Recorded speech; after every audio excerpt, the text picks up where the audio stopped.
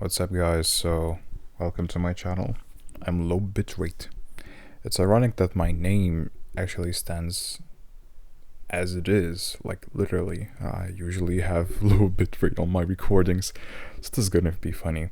I'll try to upload as much interesting content that I see around the internet as possible. Also, I'll share my opinions and I'll grade the SLOP, just like Anthony Fantano does that.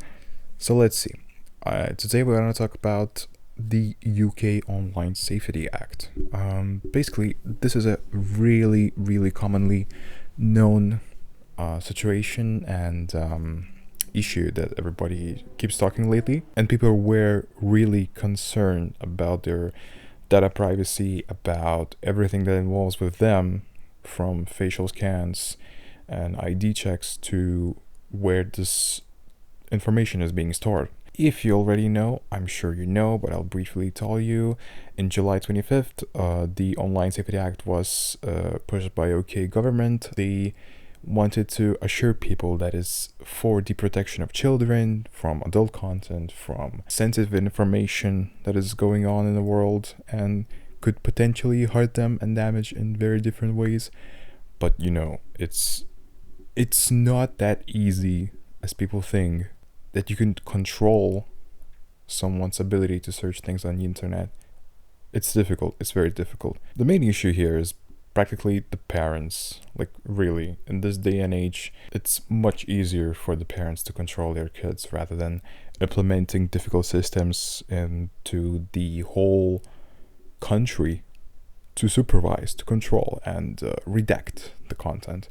I'm not trying to be left pill, red pill talking person or lean into sides. It's really concerning in both ways for both parties. Today, the article was released that millions of age checks were performed in the past 10 days, I would say. As the article reads, the UK's Online Safety Act is now in force since July 25th, meaning that according to the UK government, users of age under the age of 18 should be protected from harmful content they shouldn't be ever seeing.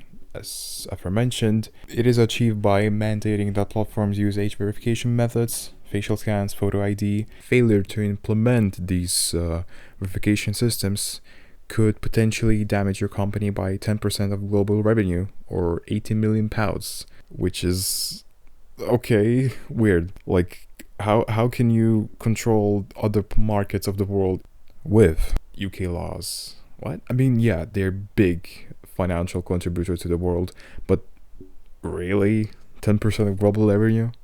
What the fuck? So basically, UK government is saying that they reported that additional 5 million age checks are being made daily as UK-based internet users seek to access age-restricted sites. This is so weird.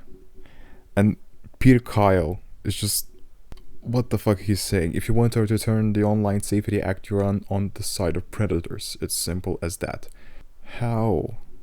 It's like you're not elaborating further how you can explain this hypothesis that you make, or statement overall. You're not giving any reason, a room for thought, brief for thought at all, if you're saying such clear statements, just like people on Twitter do. As a politician, you have to be responsible and understandable, and right now most of the UK people doesn't understand your actions. Another thing that I wanted to really mention, which I think is important, and Cyberwaffle or Cyberboy, another channel that usually covers GTA content, he's now covering mostly the news concerning about UK. In reference to his video and his findings, he made a little investigation, which is that actually not the whole UK government curated and implemented this law. Of course, they were initiators, the most important, the most visible ones, but actually they were shaped by Carnage UK, a private foundation with billions upon billions in assets. And interesting enough, Carnage funds university experts, like as he mentioned in the video, Professor Lorna Woods. She helped write the legislation. Imagine, university experts. Like, how? This is so weirdly connected. Like, you, as a private investor funder, you want something to implement in the world that everybody hates because you want to tarnish a lot of money from the companies around the world to implement age verifications. Then you just call up the the professor that you know that lives under the bunker. It's just like a whole iceberg situation. Like, everything is below the surface that we're finding out. And when they finally write up, they send it to the MPs, and then the MPs discuss, and then you have this weird policy that everyone suffers from it except these people. The UK government admits that they don't always write the laws themselves. They actually outsource that work to researchers, funded by whoever can afford it. And one of those companies, which is a digital ID provider involved in age checks recently, and a lot of partners and programs and companies are using it, is Yodi. For example, Spotify is using the Yodi verification system. And seemingly enough, Carnegie, the private foundation, describes them in their seemingly internal partnership that we don't know about as a constructively critical friend. Damn. So we don't know clearly how it is linked. It obviously just raises question, is it either public safety reassurance of the people here involved, or private interest to surveillance everything that we think and we consume? Most of us on the internet, we think it's the latter. The other concerning thing, VPNs could be banned as well. They don't like it. The government doesn't like it when you use VPN. Who told you? Who told you that you can use it? Why? Don't use it. No. Please don't use VPN. That's literally what one of those guys said on the BBC. No. Protect children. No. It's like the weak spot. It's like taking out the candy from the pile, the most shiniest, the most tastiest, and pulling out and saying, don't eat it. No, it's bad for your health and safety. I don't know. This is so weird. So, everything seems interlinked.